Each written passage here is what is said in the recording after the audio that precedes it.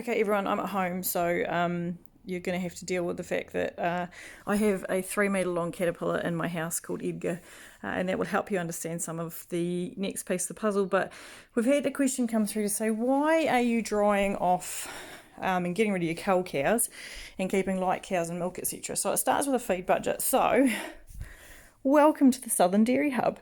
So the thing people kind of forget, I think, that we need to reflect on is the fact that we have, we might have 750 cows in the winter, but they're in 4 separate farmlets and they've each got their own resources, and that's it, right? That's all they get. And so I've been through a bit of an exercise to show you what our autumn feed budgets look like. So these are the standard kale cows over here, the pinks. See, cute pinks.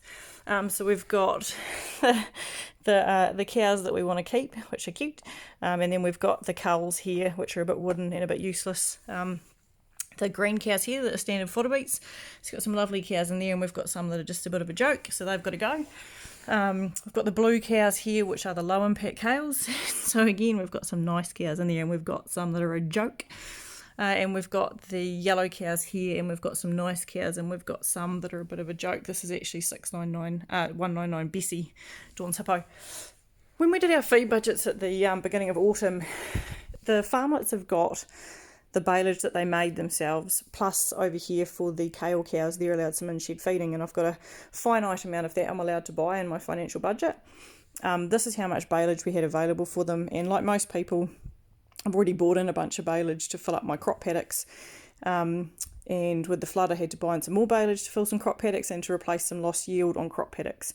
So there wasn't much more baleage I can buy. So in addition to what the farmlets made, which is what's here for them, I do have a small stash over here of grey or purchased baleage. So let's just go through what's happened season to date.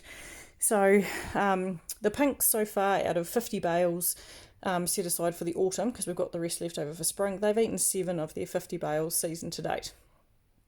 They've eaten a fair bit of in-shed feeding. It all sits in the profitability of their farm system, but right now all their culls are on.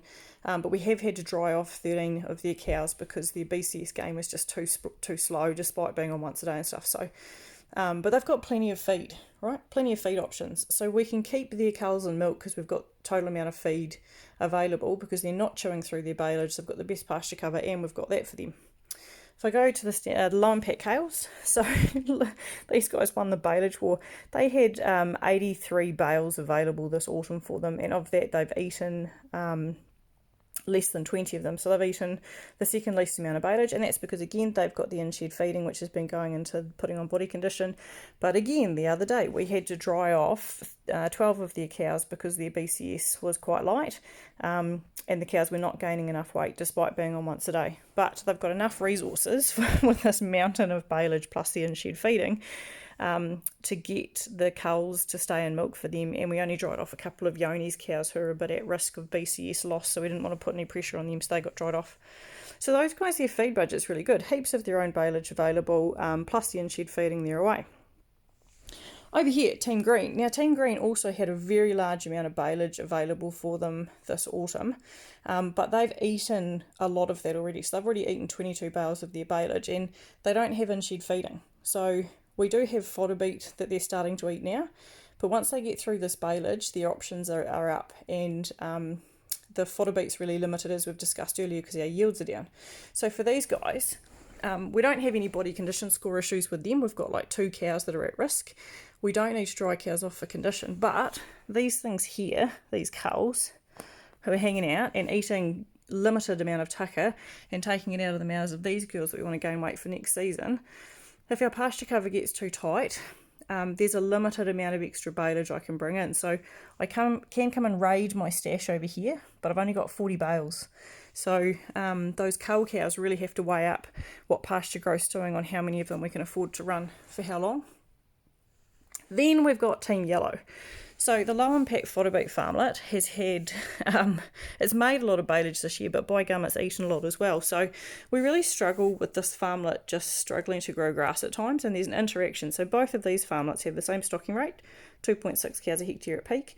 They've both only had 50 kilos of nitrogen applied to their pastures this season. Yet this one has got all of this baleage and this one doesn't. And this one doesn't have in-shed feeding as an option.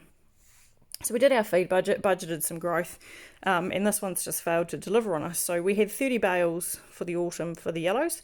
They've already eaten 20 of them. They've got 10 of their own bales left. But fortunately, I actually had a situation where I had 20 bales of yellow baleage that was set aside to go out on their crop paddocks instead because they didn't need it and they could save money on what they bought in for winter. They're now going to have to milk off that. So in turn, I've had to go and buy 20 bales and put them onto their crop paddock for them over winter. So it hits their profit. In addition to that, I've freed up 10 bales of my stash of 40 for the yellows to eat over the autumn period.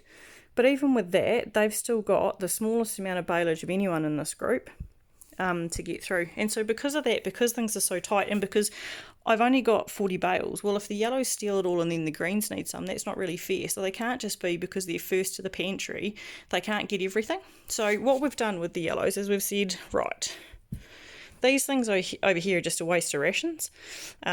We don't have enough feed to get majority of the herd in milk to the end of May if we kept running those things on. And so we dried these cows off, or their culls off, purely and simply because the feed budget doesn't stack up. Like, I'd be drying the whole herd off on the 10th of May on this farmlet if we weren't getting rid of the culls because of the amount of feed they eat.